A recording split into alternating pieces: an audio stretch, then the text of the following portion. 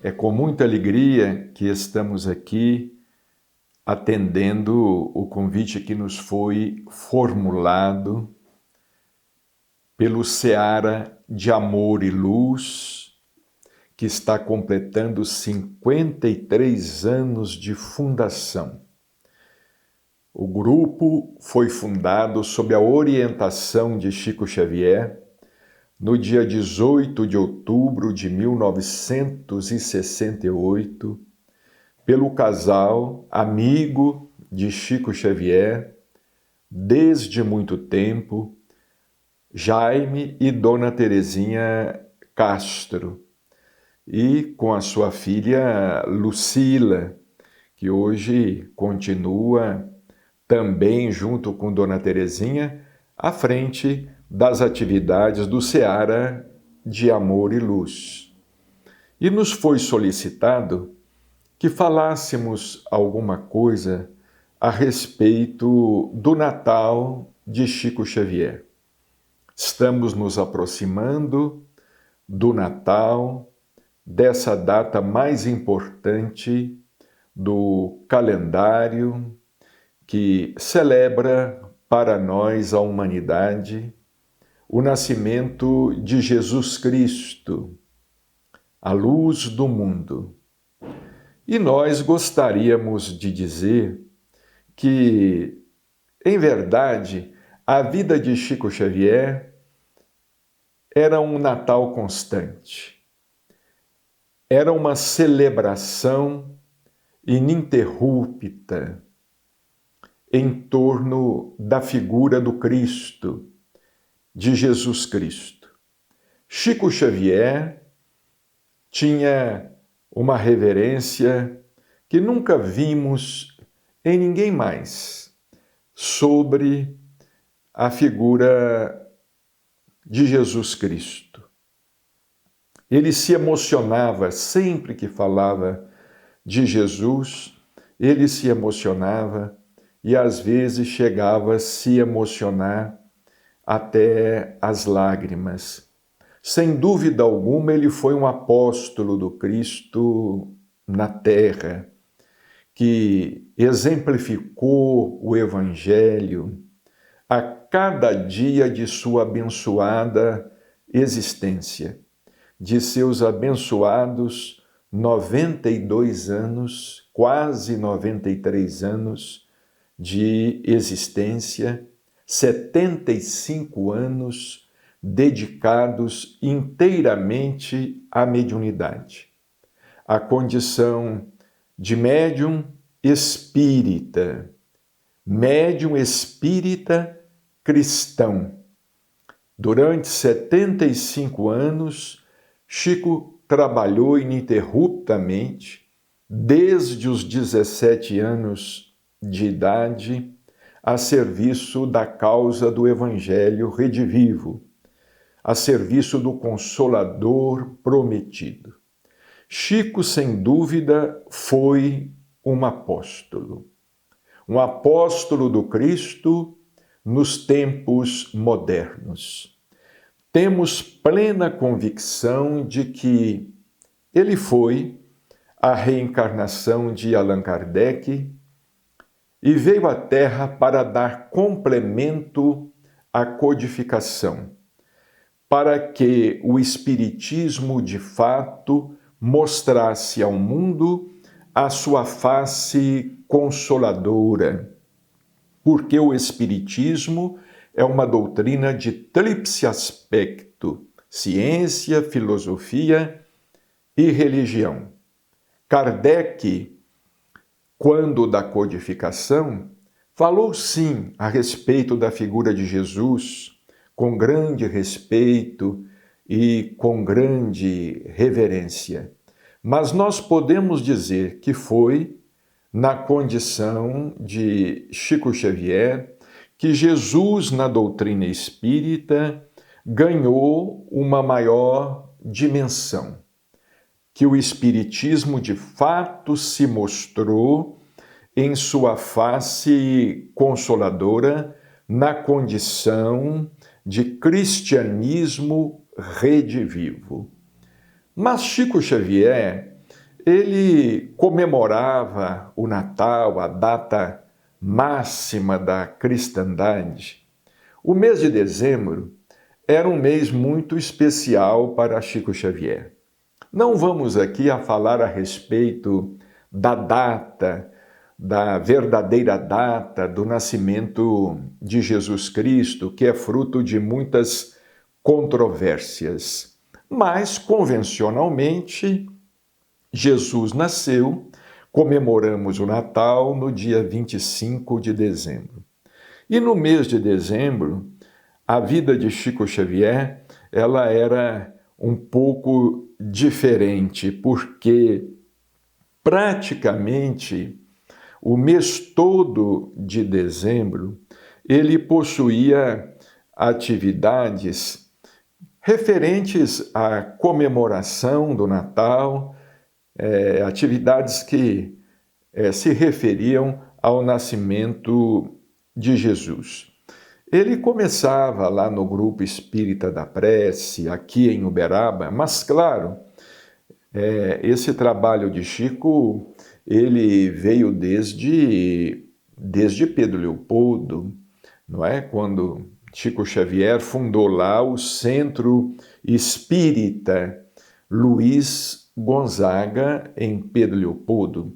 Mas nós vamos falar do Chico, que nós tivemos aqui a oportunidade de conhecer e acompanhar, eu e Márcia, minha esposa, durante 25 anos, ou mais de 25 anos, desde os tempos da comunhão espírita cristã e depois no Grupo Espírita da Prece, fundado por ele.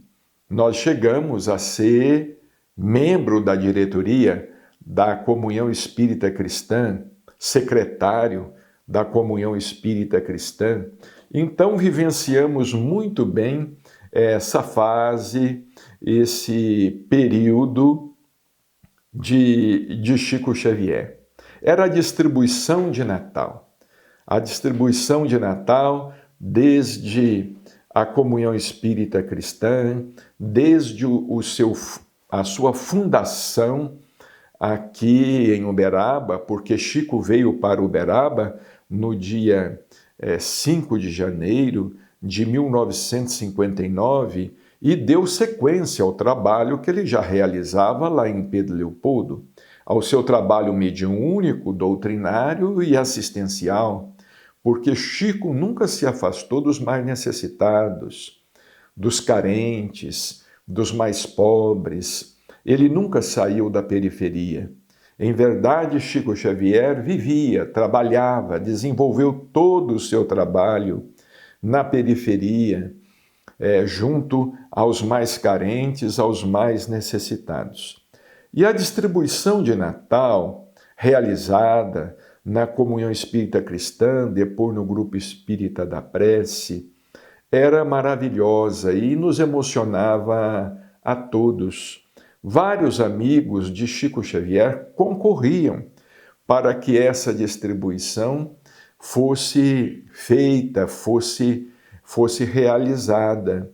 Amigos de São Paulo, amigos do Rio, amigos de Goiás, amigos de Minas Gerais, amigos, enfim, de diversos estados do Brasil. E era uma grande festa, era uma grande confraternização.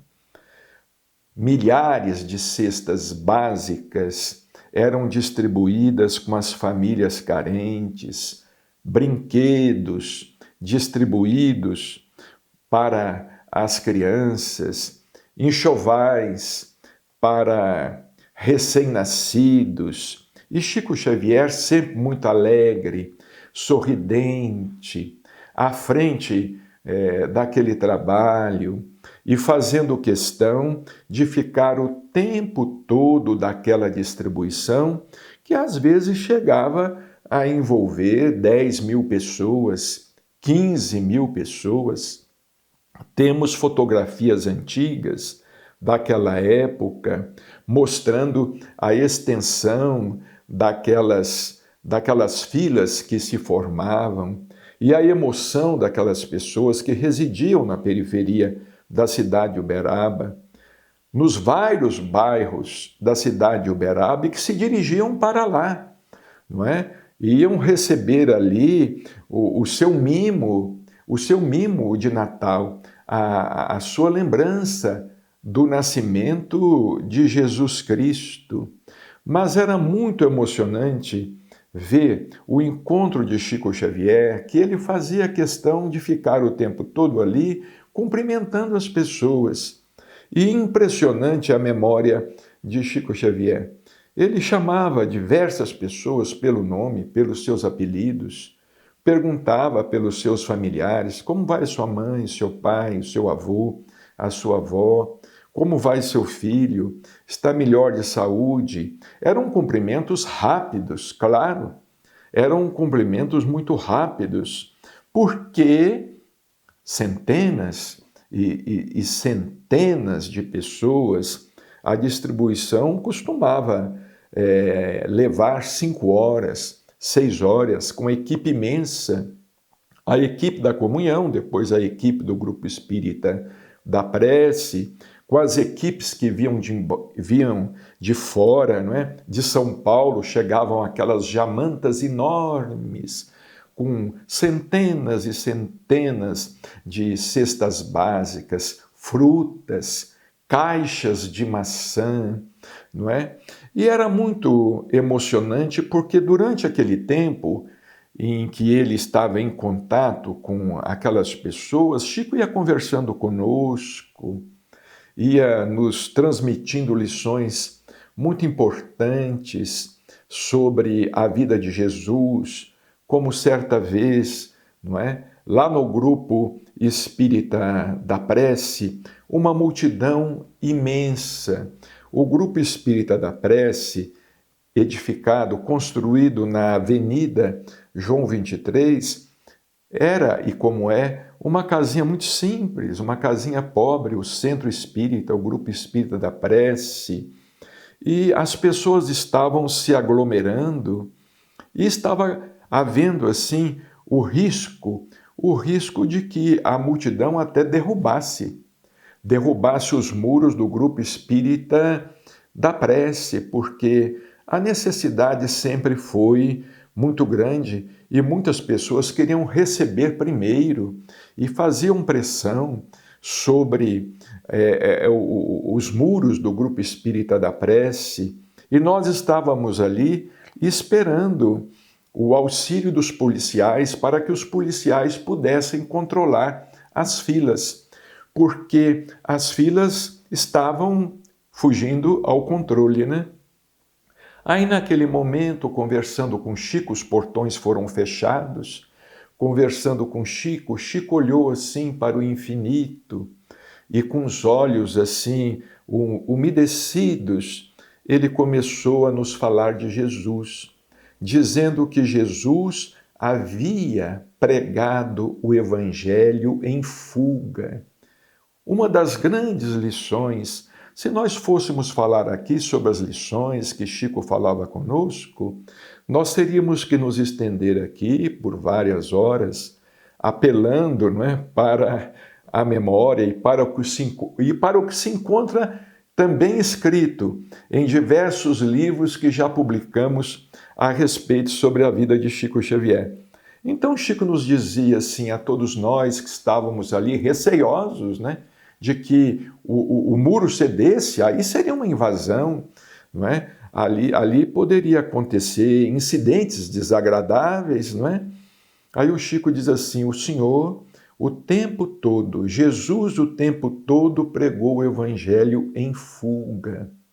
Ele pregava o Evangelho à margem do lago, quando avisavam que os policiais estavam chegando, ele entrava no barco e atravessava para outra margem.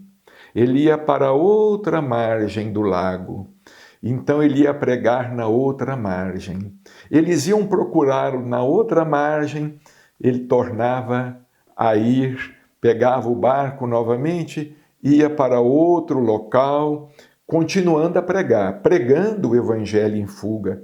E ele dizia assim, e ele não dormia, não era costume dele dormir 2 noites no mesmo lugar, porque ele sabia que ele poderia ser preso, que a qualquer momento ele poderia ser denunciado, porque o Sinédrio havia ordenado a sua prisão, e os doutores da lei manifestavam a sua insatisfação com ele.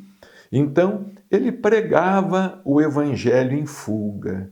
Vejamos que lição maravilhosa. Os 3 anos que Jesus passou entre nós pregando o evangelho, ele pregou o evangelho fugindo, até que finalmente Judas indicou onde ele haveria de passar aquela noite, e foi por isto que eles conseguiram prendê-lo.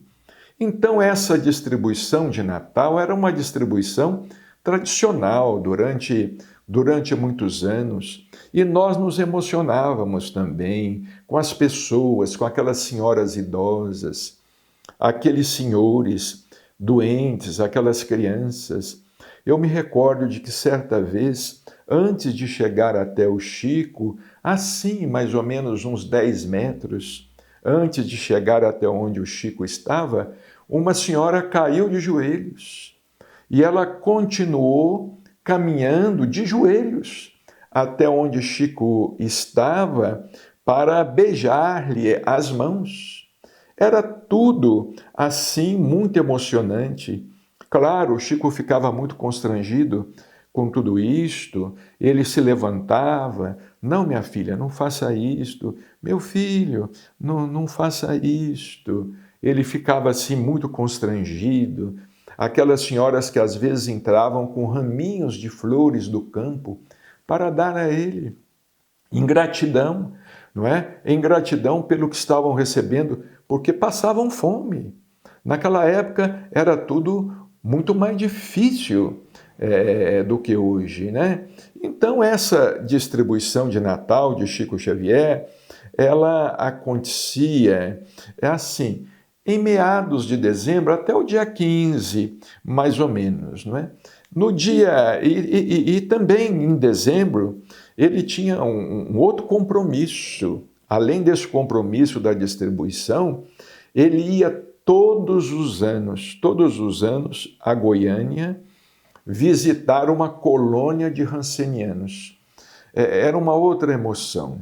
Era a colônia Santa Marta, lá em Goiânia.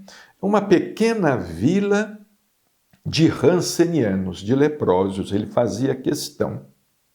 Tinha um pequeno centro espírita dentro dessa colônia Santa Marta.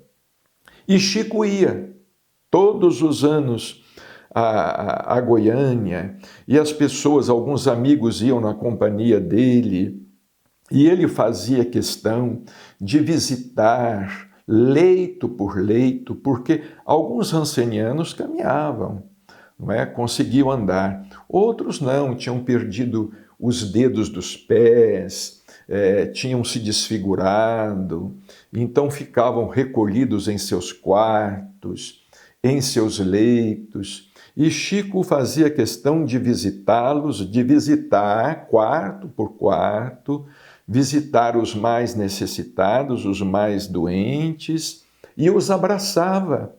À semelhança de Francisco de Assis, ele os abraçava. E aqueles que acompanhavam Chico Xavier nesta visita à colônia Santa Marta, em alguma oportunidade, um perfume de ordem transcendente, não é? Um perfume dos espíritos envolvia todo o ambiente, todo aquele ambiente, e todos ficavam extremamente muito emocionados e muito agradecidos. E Chico não ia lá para pregar espiritismo para ninguém. Ele não falava em espiritismo, ele falava em Jesus. Como na distribuição de Natal, ele falava no Cristo, porque nós sabemos que a figura de Allan Kardec é muito importante para nós na doutrina espírita, mas a figura mais importante é a figura do Cristo, porque o Espiritismo se propõe a revivecer o cristianismo, a ser uma revivescência, não é? A restaurar o cristianismo, não é? É a proposta central da doutrina espírita. E interessante que Chico sempre levava um mimo para aqueles doentes na colônia Santa Marta, muitos deles católicos. E interessante, eles tinham, muitos deles, fé em Nossa Senhora Aparecida. Então, Chico, nessas visitas que ele fazia, ele levava também com ele, às vezes, algum interessante. Muitos espíritas ortodoxos não vão entender isso. Somente alguns de mente mais aberta, de compreensão mais ampla, haverão de entender esse gesto de Chico Xavier. Ele às vezes tirava do bolso assim uma pequena imagem. Essas imagens que elas me faziam também me lembrar de minha avó. Essas imagens de Nossa Senhora Aparecida, pequena, que no escuro se tornavam luminosas. Pequenas imagens assim de Nossa Senhora Aparecida. Minha avó era muito católica, tinha um oratório na casa dela, no quarto dela, e quando as luzes se apagavam, aquela imagem ficava refletindo. Chico levava algumas dessas imagens e entregava àquelas pessoas que praticamente estavam desenganadas, aos piores, aos que estavam na cama, completamente desfigurados. Em nossos livros, nos livros que temos aqui, como este, Chico Xavier, Mediunidade e Luz, esse outro, Chico Xavier, Mediunidade e Vida, este outro, Chico Xavier, Mediunidade e Coração, e temos ainda mais outro da mesma coleção, Chico Xavier, Mediunidade e Ação. Temos diversas fotografias que registram esses momentos. E após aquela visita, vejamos bem, Chico ia para um pequeno centro espírita existente dentro da colônia e psicografava ali. Um centro espírita pequenino, que lembrava a primeira sede do Centro Espírita Luiz Gonzaga em Pedro Leopoldo, e aquelas pessoas apinhadas, muita gente, os doentes ali todos misturados, né? Os doentes todos misturados. Aliás, como ele fazia aqui também em suas visitas ao Hospital do Fogo Selvagem, aqui em Uberaba. As visitas de Chico ao Hospital do Fogo Selvagem, vamos dizer assim, as visitas oficiais, aconteciam no mês de abril, no mês do livro espírita. Mas as visitas extraoficiais aconteciam sempre aqui ao Hospital do Fogo Selvagem, com a dona Aparecida Conceição Ferreira. E, finalmente, do que é do nosso conhecimento, na véspera de Natal, no dia 24 de dezembro para o dia 25, e nós participamos diversas vezes dessa peregrinação, acontecia então a peregrinação de Natal de Chico Xavier. Era assim que ele atravessava a noite de Natal. Não havia ceia em sua casa, não havia banquete, não havia festa. Certamente havia alimento para todos ali, não é? Porque ele fazia questão que todos ali comessem com ele, os que eram convidados, né? E há até uma coisa curiosa sobre Chico Xavier: ele sempre pedia que em sua casa, todos os dias, tivesse comida pelo menos para 12 pessoas. O número dos apóstolos, né? Que pelo menos houvesse comida todos os dias para 12 pessoas. Mas, claro, às vezes na casa de Chico Xavier, nos fins de semana, comiam 50, 60, 70, 80 pessoas, amigos de outras cidades que vinham visitá-lo, não é? e também colaboravam com essas atividades assistenciais.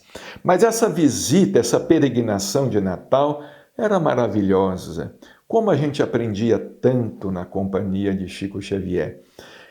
Começava às 20 horas do dia 24, 8 horas da noite. A gente saía da casa de Chico Xavier. Ele ia à frente, num carro, e alguns outros carros iam seguindo o carro em que estava Chico Xavier. Não era muita gente, era uma visita mais reservada. Assim, eram uns 10 carros, 12 carros, às vezes até 15 carros, mesmo porque era véspera de Natal, dia 24 de dezembro, muitas pessoas estavam com as suas famílias, não é? E aí começava a peregrinação de Natal de Chico Xavier.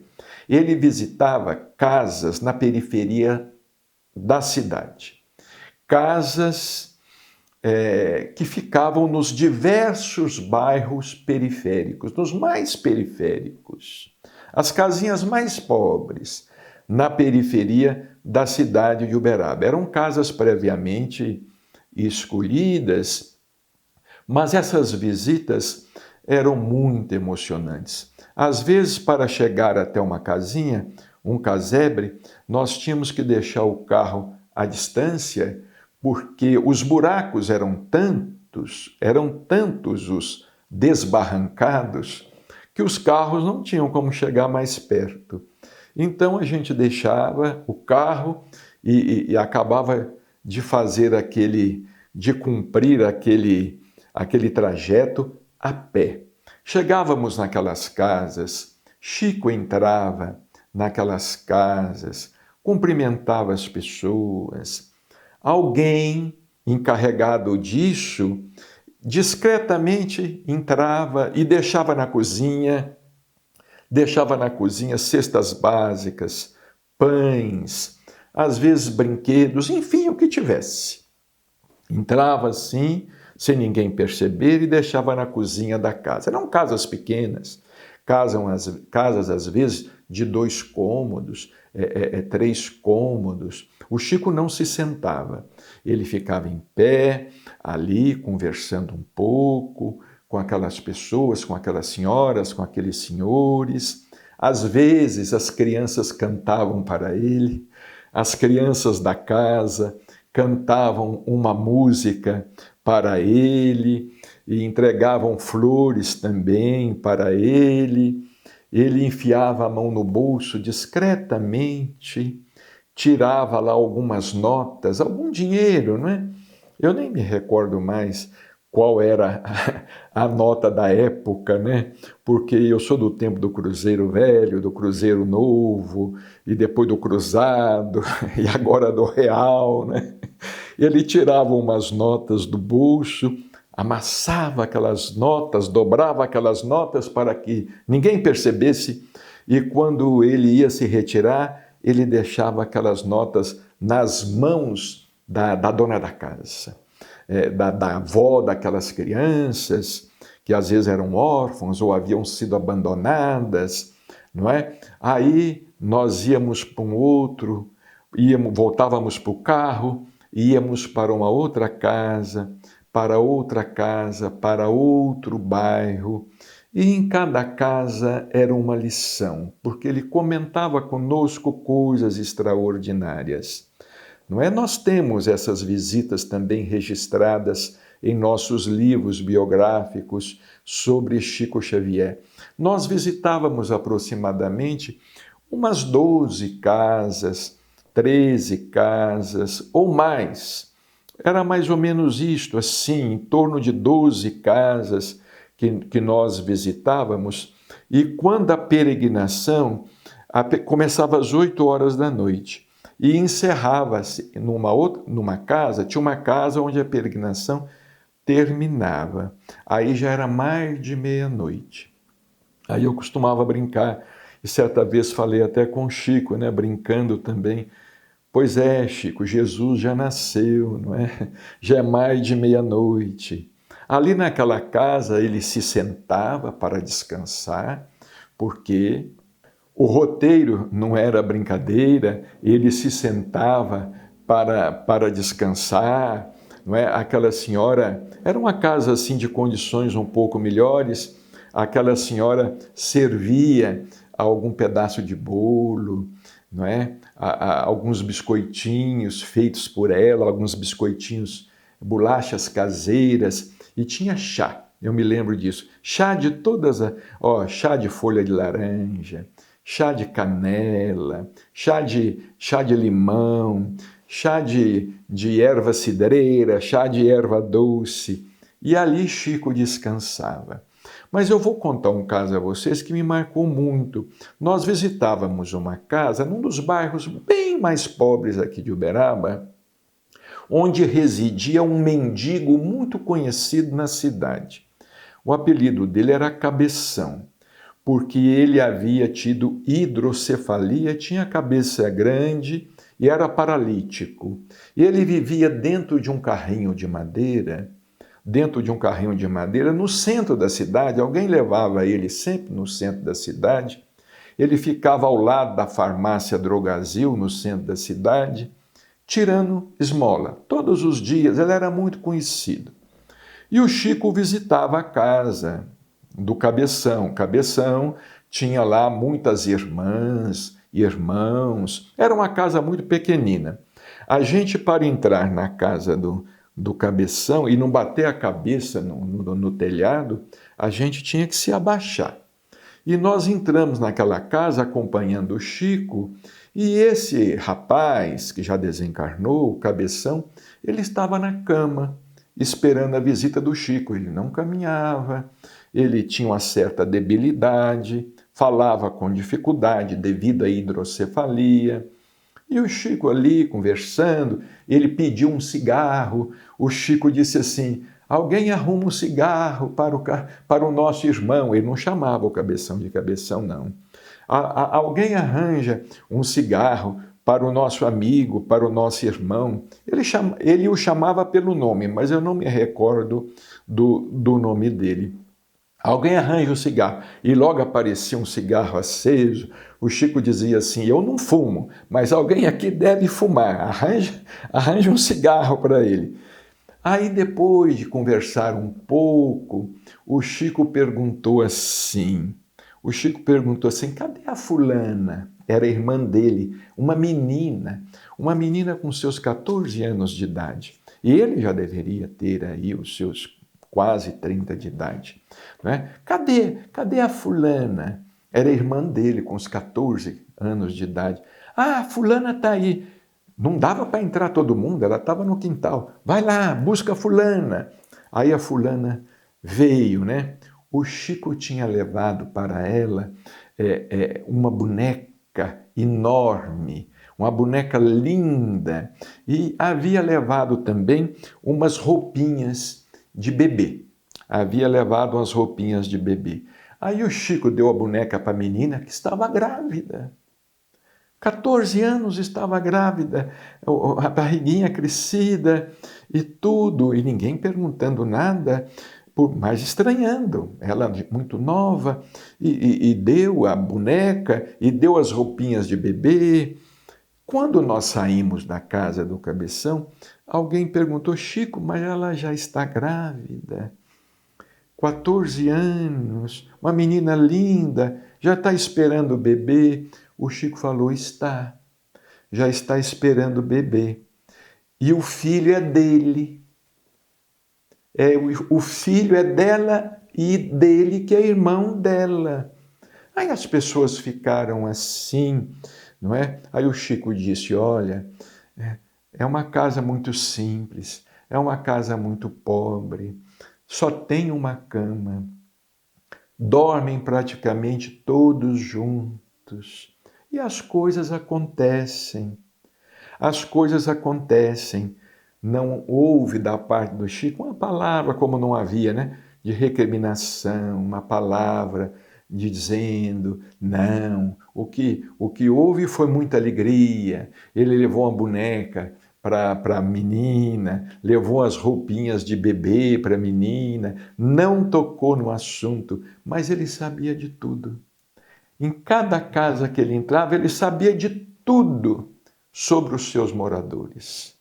E às vezes ele comentava conosco, e as lições iam brotando, iam surgindo. Ele sabia da condição passada de vidas anteriores, dessas pessoas, e às vezes fazia alguns comentários conosco, né? Como numa outra casa que nós visitávamos, tinha também um rapaz paralítico que vivia na cama e o dia inteiro ele dava cabeçada na parede. Dava a cabeçada na parede, a cabeça dele já estava inchada de tanta cabeçada. O Chico disse assim, ele foi um grande estrategista na Segunda Grande Guerra Mundial. Ele fazia planos, armadilhas para matar os inimigos. E agora ele se autorrecrimina, ele se culpa, ele reencarnou, ele caiu pela inteligência e é por isso que ele bate a cabeça contra a parede para se autorrecriminar. Então, prezados irmãos e queridas irmãs, os natais de Chico Xavier eram muito ricos, maravilhosos, abençoados, tantas lições aprendidas, não é? Uma vez lá na fila da Comunhão Espírita Cristã, alguém veio dizer para ele assim, Chico, as pessoas estão entrando na fila de novo, estão ganhando 2 vezes, o que é que nós fazemos? Ele disse assim, tem para doar? Aí as pessoas diziam, nós temos sim para dar. Falou assim, então deem, porque são pessoas que precisam 2 vezes. Era assim que ele falava, entrou na fila de novo, tem para dar? Então dá. São pessoas que necessitam 2 vezes. Então nós nos recordamos com muita emoção da presença de Chico Xavier em todos os dias, mas nesta época de Natal, em que nos recordamos tanto de Jesus, não é? De Maria de Nazaré, de José da Galileia, nós não podemos também, na doutrina espírita, deixar de recordar a figura de Chico Xavier, um apóstolo do Cristo, cuja vida muitos espíritas precisam conhecer um pouco melhor. Que Jesus nos abençoe, nos proteja, a nossa gratidão e Feliz Natal para todos.